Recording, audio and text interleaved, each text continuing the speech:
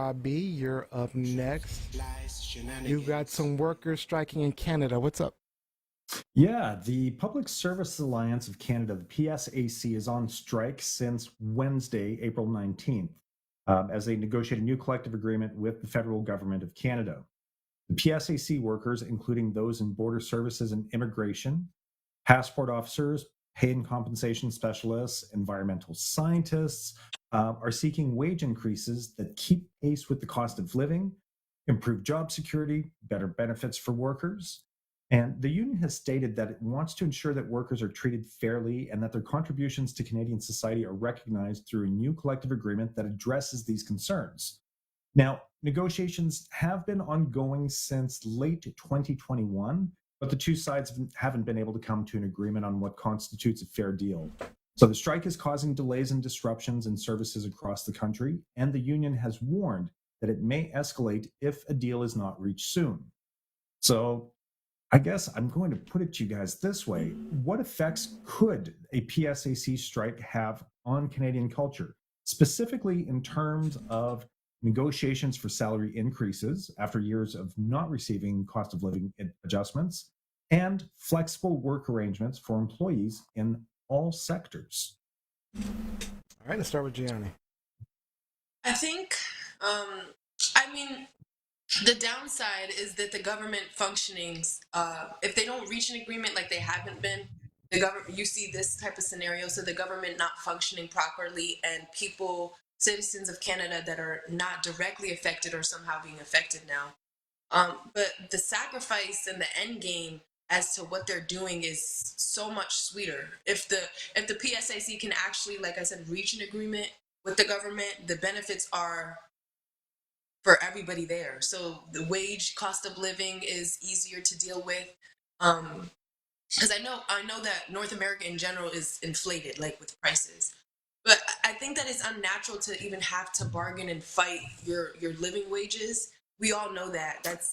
It's survival. Like if I can't survive, how can I even give you the money that you're asking for?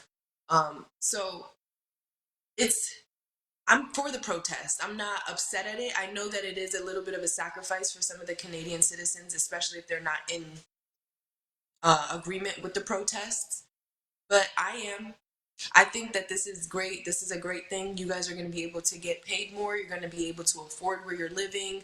People that are in like more unfortunate situations than even, well, Rob's in a good situation, but people in less fortunate situations are going to actually, if this pans out correctly, are going to have a value of life, a quality of life that's Mhm. worth it. 10 out of 10. I gotta admit, I was a little confused by what the workers are asking for exactly, because they seem to be asking for a lot to me. I don't know. They asked for a 22% raise over 3 years. I get it. I mean, if you need a raise, but 22% seems like a significant amount. Especially considering inflation's what I think the highest inflation rate was 8% last year, and it's usually around 3 or 4%. So 20, it's a huge jump.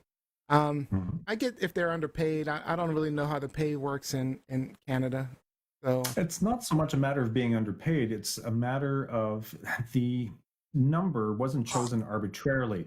It's to reflect the fact that there have been wage freezes for years oh, it's where been provincial and federal workers, municipal workers have taken zeros, have taken 1%.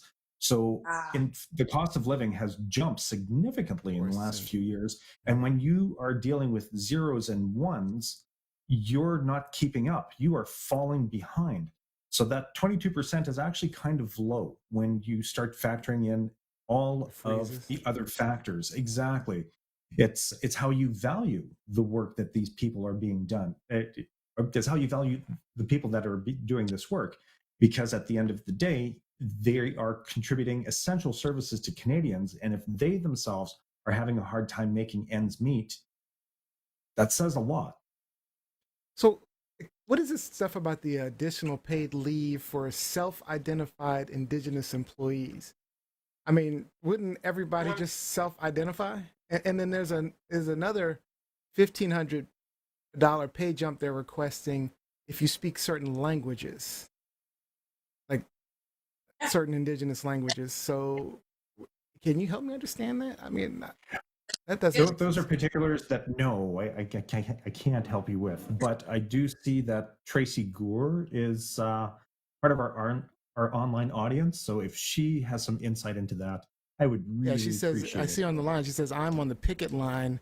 Our Yes, she negotiations is. will trickle down. Not to mention, Parliament has given themselves a nice raise annually. Now, I'm just, That's part of the issue too, that when you have higher ranking members of parliament, executives receiving bonuses and cost of living adjustments, while the front line isn't, that's an equity thing. our federal government, we have grade scales, right? So basically, there's a range that you are paid depending on what grade you fall in under. And does that your government work like that? Because when we talk fairness and equity, it doesn't. For me, it doesn't make sense to pay someone pay them a particular number or salary or bonus based upon their the fact that they're indigenous, not indigenous, white, whatever. That doesn't make sense to me. But it would make sense to me if we were finding that indigenous people, let's say there was a certain pay scale, like between 60,000 and 70,000, right? You set that pay scale for whatever the job is, IT worker, or maybe it's maintenance worker, whatever it is, and 60 to $70,000 range, and then you find all the indigenous people at like 40, then you should be jumping them up to 60, because you just want them in equity. But just giving them bonuses and money or a certain number based upon their ethnic background doesn't sound like inclusion. It sounds like more exclusivity, actually. I'm just curious, what are your thoughts? Maybe there Well, is like, uh, oh, I'm sorry. Go ahead, Rob. go ahead, Johnny. Go ahead. I was just gonna Oh, tune in and say maybe there is a reason for the indigenous to receive it. I don't.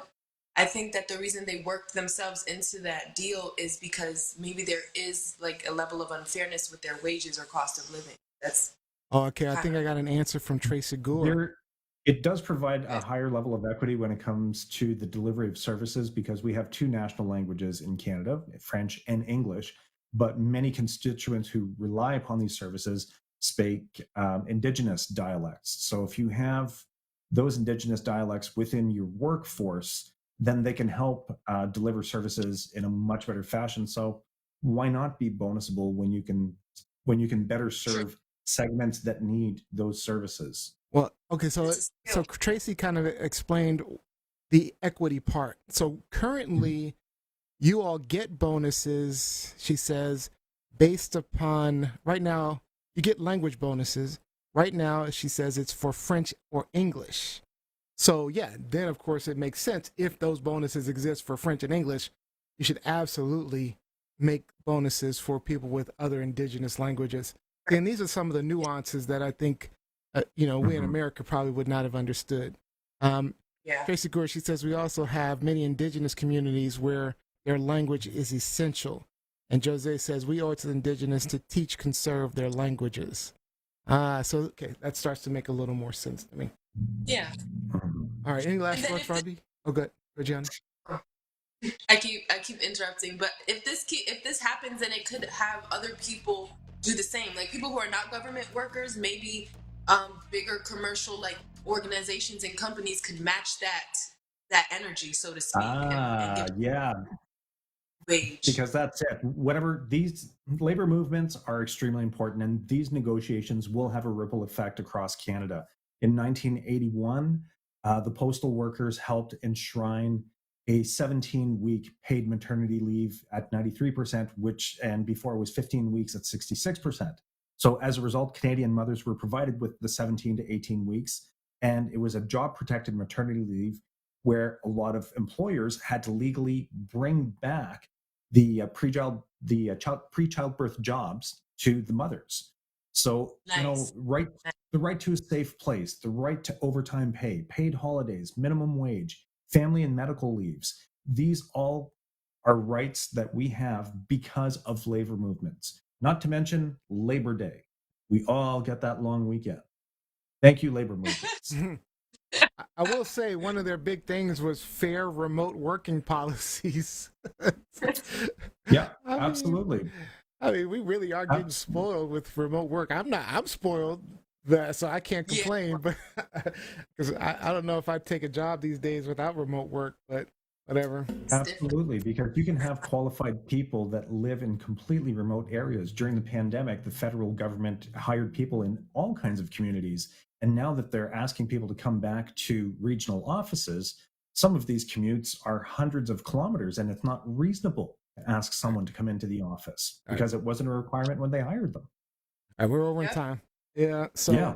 last comment from Tracy Gura. Now maternity and parental leave is up to 18 months.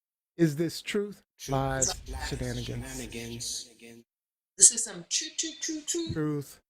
This is some stuff. truth, and give them hell. Give them hell.